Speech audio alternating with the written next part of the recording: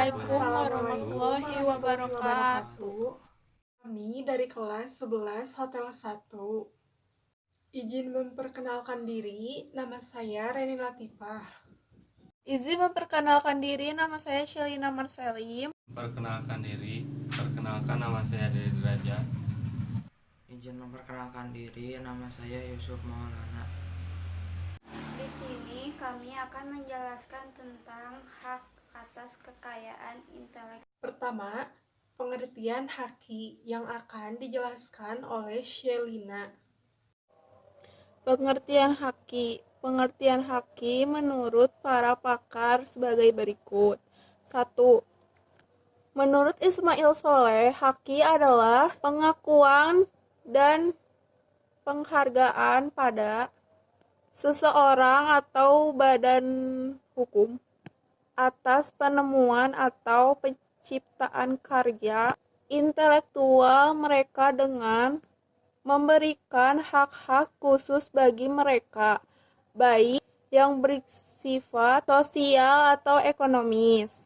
Kedua, menurut Bambang Kesowo, haki adalah hak atas kekayaan yang timbul atau lahir karena kemampuan intelektual manusia.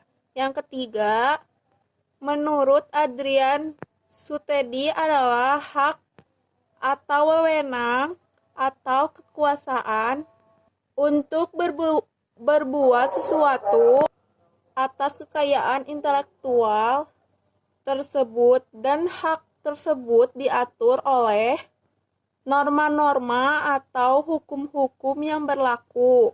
Kedua, tujuan dan sifat haki yang akan dijelaskan oleh Sri Wulansari.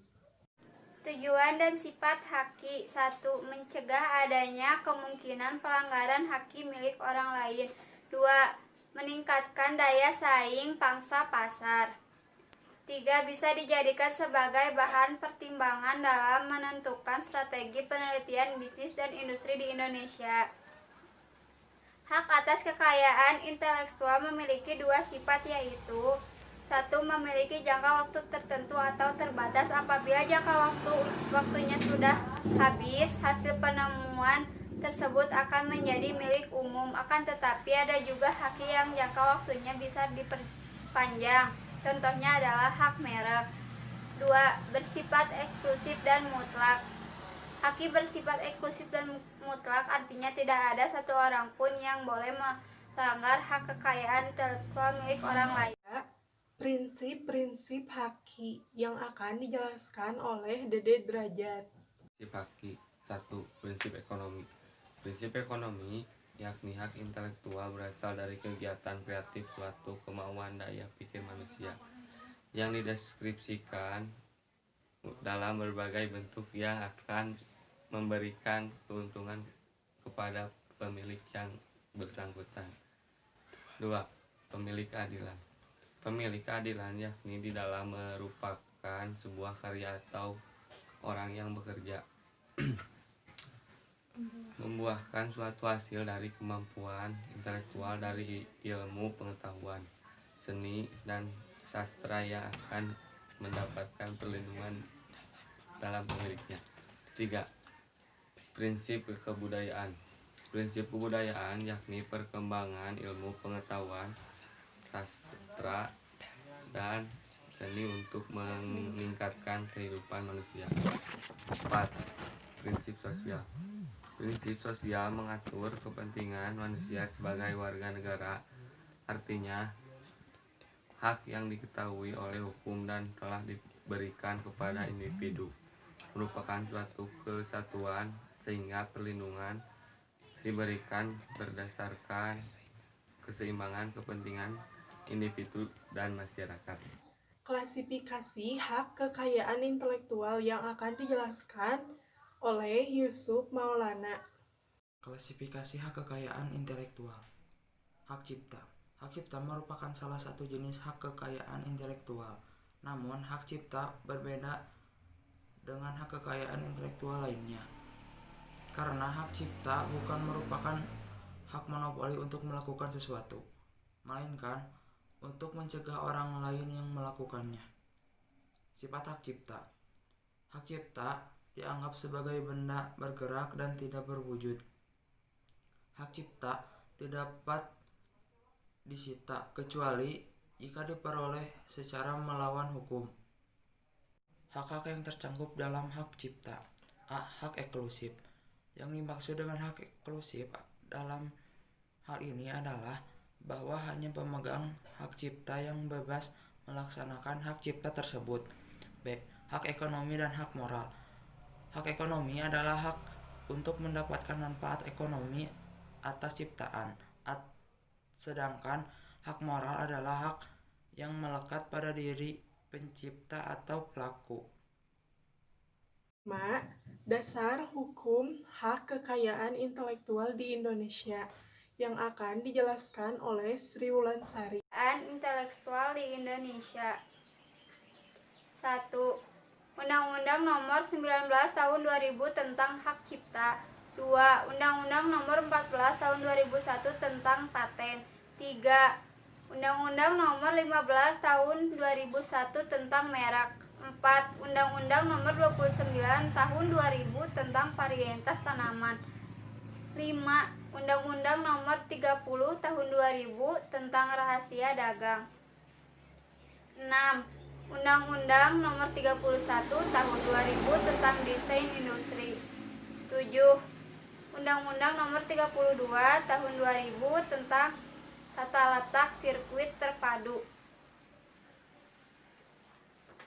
Yang keenam, syarat karya intelektual yang dapat dipatenkan yang akan dijelaskan oleh Shelina. Syarat karya intelektual yang dapat dipatenkan.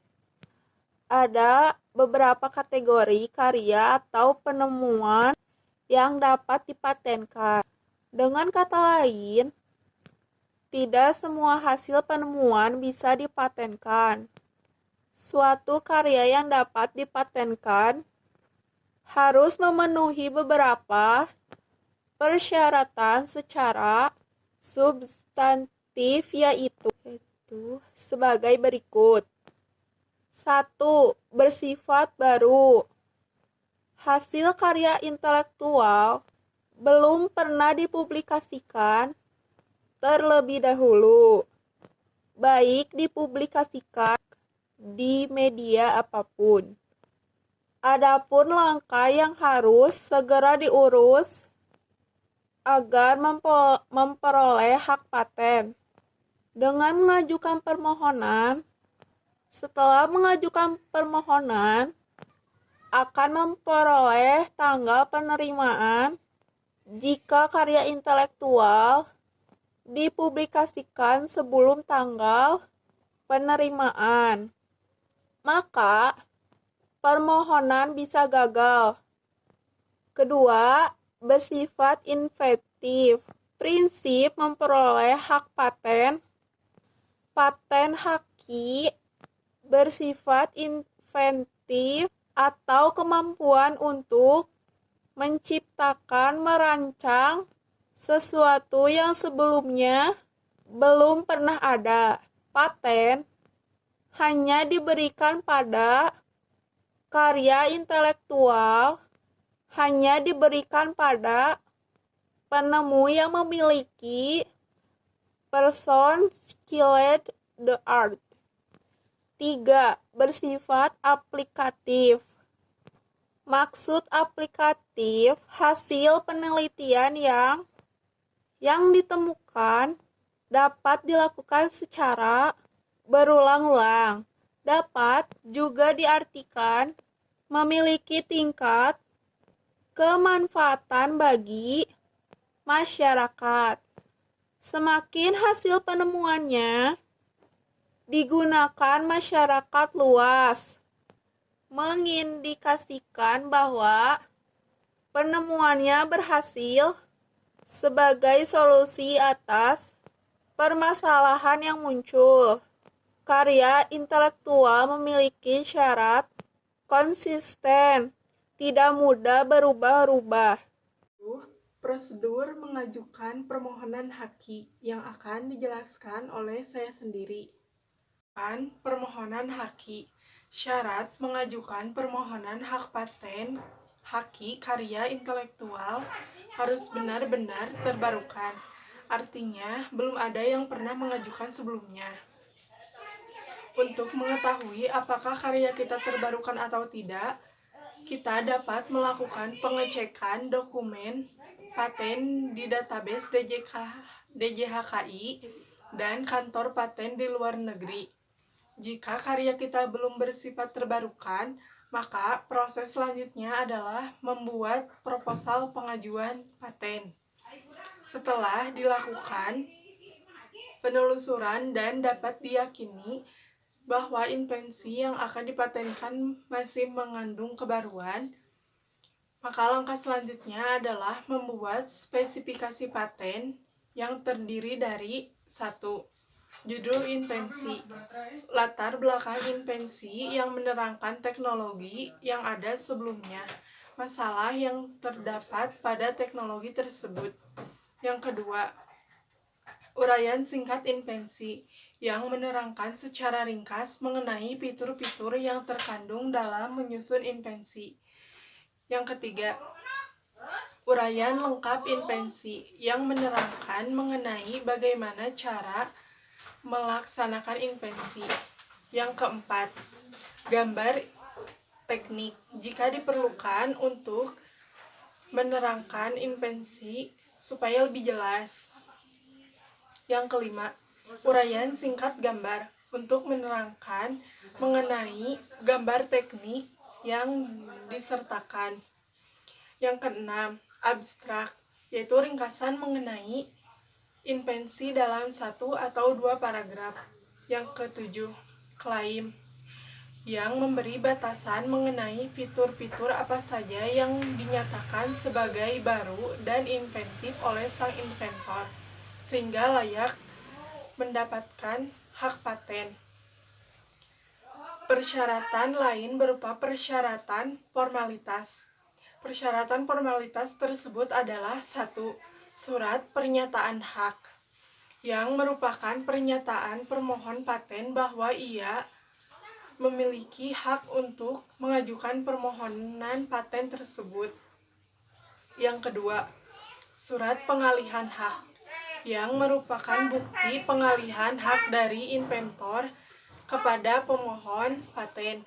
Jika inventor dan pemohon bukan orang yang sama. Yang ketiga, surat kuasa jika permohonan diajukan melalui kuasa. Yang keempat, fotokopi KTP atau identitas pemohon jika pemohon perorangan. Yang kelima, fotokopi akta pendirian badan hukum yang telah dilegalisir jika pemohon adalah badan hukum. Yang keenam, fotokopi NPWP badan hukum jika pemohon adalah badan hukum. Yang ketujuh, fotokopi KTP atau identitas orang yang bertindak atas nama pemohon badan hukum untuk menandatangani surat pernyataan dan surat kuasa. Apabila syarat-syarat tersebut sudah lengkap, inventor tinggal menunggu hasil dari DJHKI. Pengumuman biasanya akan dipublikasikan secara umum. Invensi yang tidak dapat dipatenkan yang akan dijelaskan oleh Yusuf Maulana. Invensi yang tidak dapat dipatenkan. 1. Bertentangan dengan peraturan perundang-undangan yang berlaku, moralitas agama, ketertiban umum, atau kesusilaan. 2. Berupa metode pemeriksaan, perawatan, pengobatan, dan atau pembedahan. 3. Teori dan metode di bidang ilmu pengetahuan dan matematika. 4.